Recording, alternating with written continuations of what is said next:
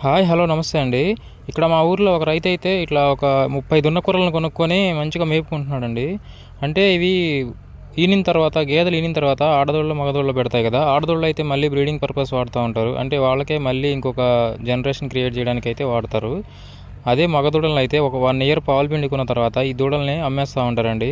కానీ ఆ దూడలే ఇప్పుడు ఈ రైతుకి ఆదాయంగా మారాయి.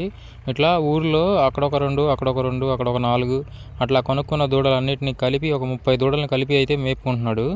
వీటి వల్ల అయితే కొంచెం వర్క్ అయితే తగ్గిద్దండి గేదెలు మేపే వాళ్ళకంటే. ఎందుకంటే గేదెలు మేపేవాళ్ళు డైలీ వాటికి పాలు తీయాలి, దానా పెట్టాలి, గడ్డి వేయాలి. పచ్చిగడ్డి లేకపోయినా దానా లేకపోయినా మళ్ళీ అవి పాలు ఇవ్వవు. సరే మనం పాలు తీయలేకపోతున్నాం, గడ్డి కోయలేకపోతున్నాము, వీటికి పేడ తీయలేకపోతున్నాం అని చెప్పి మళ్ళీ అమ్మేసుకుందాం అనుకుంటే ఆ సిచ్యువేషన్లో ₹1,00,000 తెచ్చిన గేదెలు 30,000 20,000 అడుగుతారండి.